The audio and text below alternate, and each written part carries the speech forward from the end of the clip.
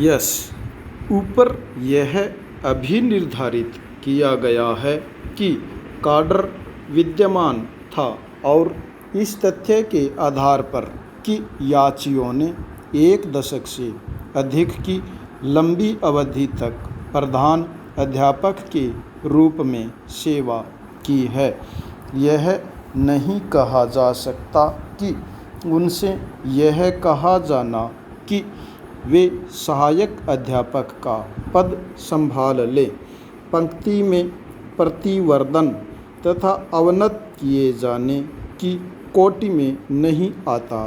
पाई para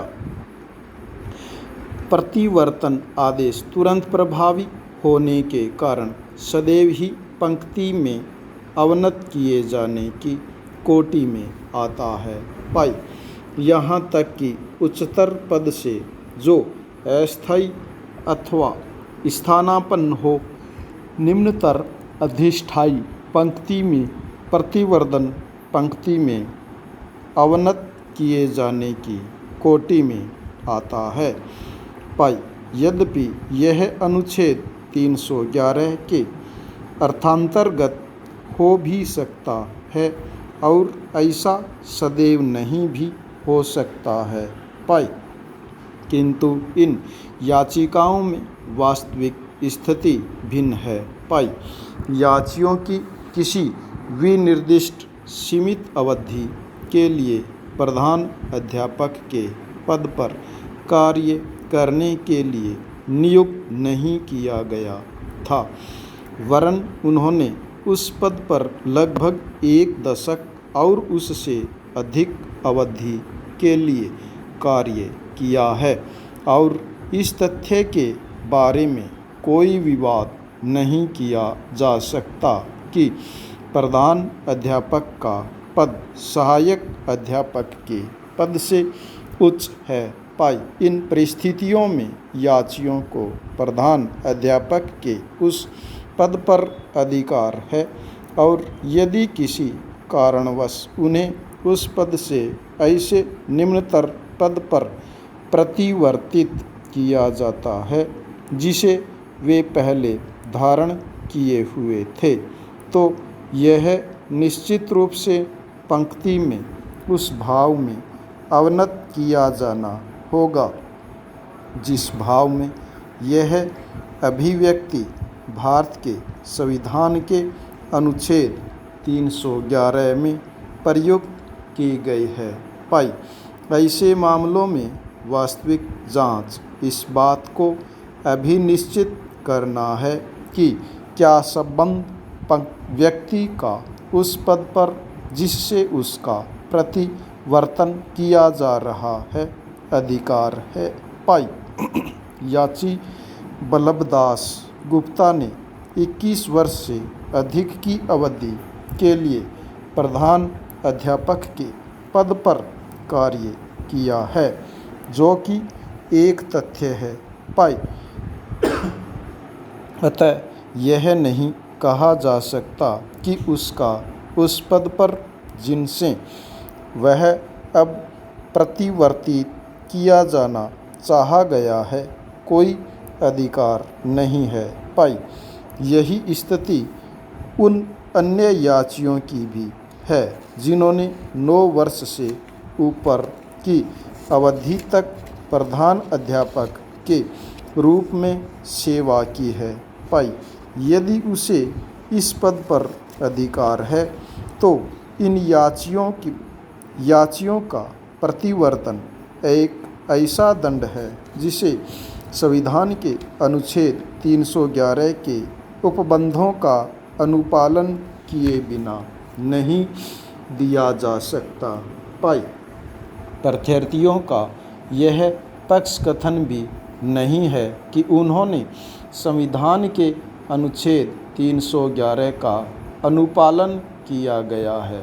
पाई इस बात का अवधारण करने के लिए कि पंक्ति में अवनत किए जाने का क्या अभिप्राय है, उच्चतम न्यायालय ने अनेक विनिश्चयों में यह कसौटी अधिकथित की है कि कै क्या सेवक का उस पद पर अधिकार है, और ख क्या उसे इसके परिणाम भोगने पड़े हैं। पाई इन याचियों से प्रकट होने वाले तथ्यों से निश्चित रूप से यह संकेत प्राप्त होता है कि याचियों का प्रधान अध्यापक के पद पर अधिकार है और प्रधान अध्यापकों पर लागू होने वाले इस पुनरीक्षित वेतनमान के फायदों को उन्हें देने से इनकार करने के कारण याचियों को इसके दुष्परिणाम भोगने पड़ेंगे, जैसे वेतन की हानि, पुनरीक्षित वेतन की हानि और प्रधान अध्यापक की वरिष्ठता सूची में की हानि। पाई यदि किसी सरकारी सेवक का किसी विशिष्ट पंक्ति में अधिकार हो तो उस पंक्ति से उसका अवनत किया जाना एक शास्ति होगी, क्योंकि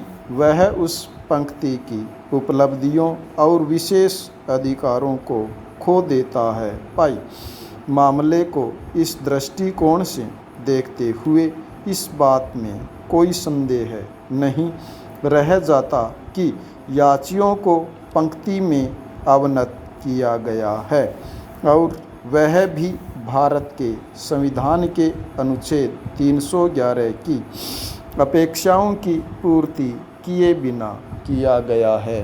पाई पैरा पूर्वोक्त विचार विमर्श के परिणाम स्वरूप ये याचिकाएं मंजूर की जाती हैं। पाई पैरा याची उस पुनरीक्षित वेतनमान के हकदार हैं जो मध्य प्रदेश पुनरीक्षण वेतन नियमावली 1983 के अधीन प्रधान अध्यापकों को लागू हैं तथा 16 जून 1984 और 25 जून 1984 के वे आक्षेपित आदेश जिनके द्वारा याचियों को निम्न श्रेणी अध्यापकों अथवा सहायक अध्यापकों के पद पर प्रतिवर्तित किया गया है अभिखंडित किए जाते हैं। पाई प्रत्यार्थी को यह निर्देश दिया जाता है कि वह याचियों की प्रधान अध्यापक के पद पर कार्य करने के लिए अनुज्ञात करे और उन्हें पुनरीक्षित वेतनमान जैसा कि मध्य प्रदेश पुनरीक्षण वेतन नियमावली 1983 के अधीन उन्हें लागू है संदाय करें। पाई याची खर्चा प्राप्त करने के हकदार हैं। पाई काउंसिल की फीस 150 रुपये है। यदि इस फीस को इन याचिकाओं में प्रमाणित किया जाता है। पाई प्रतिभूति निक्षेपों का सत्यापन किए जाने के पश्चात याचियों को प्रतिसंदाय किया जाएगा। पाई पैरा यदि किसी विधान का जिसका साधारण उद्देश्य व्यक्तियों के किसी विशिष्ट वर्ग को फायदा पहुंचाना है, कोई उपबंध इस प्रकार संदिग्ध है जिससे कि उसके दो अर्थ लगाए जा सकते हैं, ऐसी स्थिति में एक अर्थ जो फायदे की उपधारणा करता है और दूसरा अर्थ फायदे को समाप्त कर देता है, तो ऐसी स्थिति में वह अर्थ जो उक्त फायदे को परिरक्षित रखता है अपनाया जाना चाहिए। पाई स्टॉप।